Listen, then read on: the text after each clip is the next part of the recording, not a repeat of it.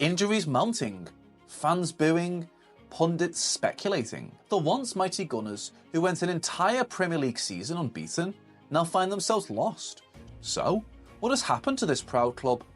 In this video, we'll take a look at the roots of Arsenal's struggles on and off the pitch.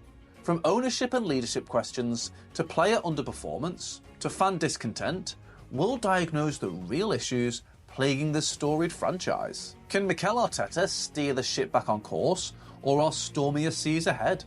Join us as we take on the truth of the situation and ask the tough questions about what must change for the Gunners' fortunes to improve. As fans, it's normal to feel frustrated, but let's take a step back and have a sensible chat about what's going wrong and whether there's light at the end of the tunnel.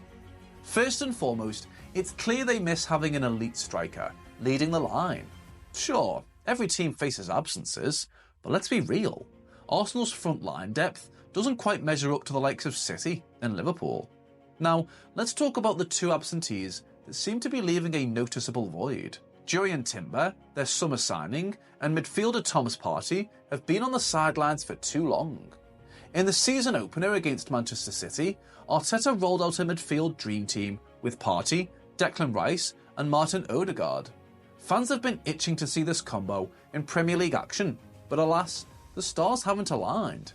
Partey, a defensive midfield stalwart, has found himself in an unusual role, right back. His limited 3 Premier League starts have left us yearning for more. Interestingly, his absence might not only be hurting Arsenal's defence, but their attack as well. And let's not forget Timber's impact. Last season at Ajax, he was the progressive passing king. In the brief 45 minutes he graced the Premier League this season, Timber managed 7 progressive passes. Given Jesus' injuries, Arteta definitely needs to target a top-class number 9 this summer. Jesus is a good squad player, but if they genuinely want to compete for the biggest trophies, they require more consistent goal-scoring quality up front. But it's not just Arsenal's attack that's lacking, the defence isn't impressive either. The absence of Partey and Timber has left Arteta scrambling for options in defence. Tomiyasu's December calf injury didn't help matters either. Zinchenko and White ended up clocking way more minutes than planned. White's been soldiering on through some niggling injuries, and Zinchenko, battling a calf problem, even started a recent match against West Ham while feeling under the weather. Their defence is hanging by a thread, to say the least. So, no surprises here. The thing is, Arsenal's defence was the fortress until recently. Their expected goals against this season sit at a respectable 16.3, roughly 0.8 per 90 minutes. On paper, still one of the stingiest defences in the Premier League. But here's the rub. Every time Arsenal slips up, the opposition's making them pay. Big time. Blame it on stellar finishing, suspect goalkeeping, or maybe just the kind of chances Arsenal's handing out. Whatever it is, it's hurting them. The defence might be mean statistically, but it's time to tighten the screws and plug those leaky holes. If I have to summarise Arsenal's core issues, I'd pick 3. Lack of cutting edge in attack. 6 Premier League teams are outscoring Arsenal. For a squad gunning for the title, that's more than a minor hiccup. Getting goals from open play? Now that's the real challenge. They're sitting at 13th place out of 20, trailing behind Fulham and Nottingham Forest. Just to put things in perspective, City has netted a whopping 32 open play goals in 19 games, a cool 14 more than Arsenal, and they've played 20 games. Digging into the numbers, Arsenal scored 37 goals from an expected of 36.4, pretty much hitting the mark in terms of converting their chances. It's not like they're fumbling in front of goal. They're taking shots, more than City mind you, but here's the kicker. Many of their shots aren't exactly high value. Why? Blame it on the deep, narrow defences that love to cramp their style.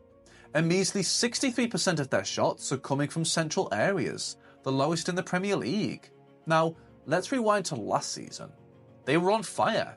Martinelli, Odegaard, Saka, and even Xhaka were outperforming their expected goal tallies. But this season, it's a different story. Martinelli, for instance, went from scoring 15 league goals with an expected of 9.3 to just 2 goals from an expected of 2.5. He's getting fewer golden chances, and that magic finishing touch seems to have taken a vacation. Did they perhaps get a bit carried away with last season's goal-scoring spectacle? Starting to look that way. Set-piece defending. Secondly, Arsenal is conceding a worrying amount of goals from dead ball situations. West Ham, Crystal Palace, Fulham, Liverpool and Brighton, they've all punished them from corners, free kicks or long throws in recent months. They lack organisation, ambition and command of their box when the ball goes aerial.